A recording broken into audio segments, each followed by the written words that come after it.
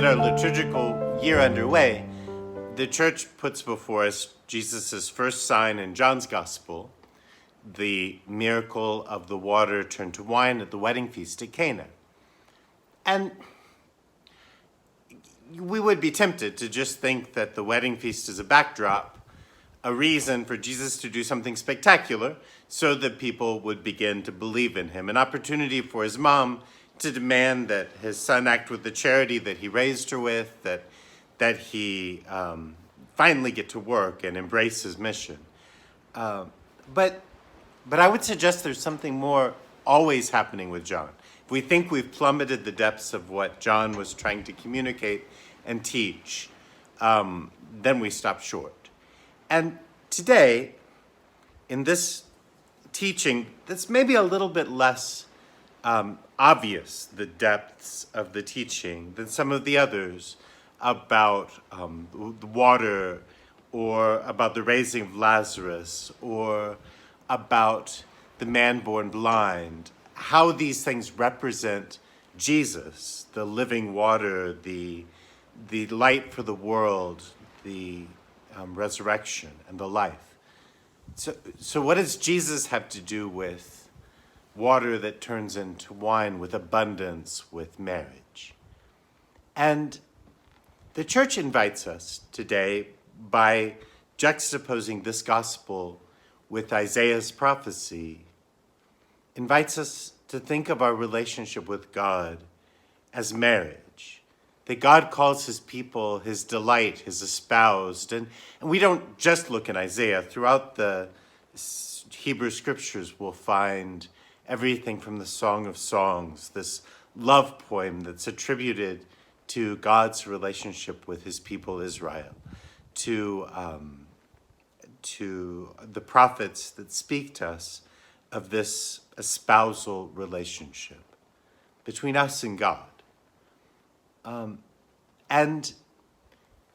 there's this language throughout the New Testament of the wedding feast of the Lamb, that we're invited to the wedding feast of the Son, of the Lamb, of Jesus. If we're not careful, this would just be a bunch of reasons for us to think that we should keep our wedding celebrations very appropriate and make sure that everybody's wearing long sleeves like they should. But this isn't how Jesus approaches the imagery of wedding, the imagery of God espousing his people. This is not how Jesus approaches the celebration. Because they had already had enough to drink, or just about, and he made 180 gallons more wine, and he made good wine, and they had a wonderful time. And families talked about that wedding for a long time, and nobody went home wishing that they'd come up with a good excuse or that they hadn't had to go. That the way that Jesus is incarnate with us, the way that God comes and dwells with us, is not an invitation to dampen our lives, but rather an invitation to recognize God in the fullness and joy and power of our lives, and to take as a sign the things that John took as a sign: water and life and sight and wine and weddings and marriage. And can you honestly recognize in your marriage, in the joy and beauty and delight of your love with your spouse, that God is present, and that God is with us, and that God loves us, and that our sacramental language around marriage, that God loves you through a spouse,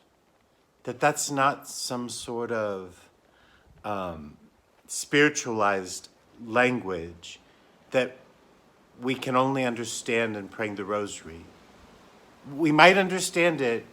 in an argument over the dinner table, or we might understand it as we laugh at our 2-year-old's birthday party, or we might understand it as we rub each other's feet and grow old together, side by side on the couch. But in all of that, in that sign, the sign that John shares with us today, the sign of a marriage feast at Cana, the sign of abundance, of celebration and joy, that in those signs, in my life and in yours, we can find our God loving us, incarnate, present with us, and inviting us into the fullness of the kingdom. In those signs, we can begin to believe.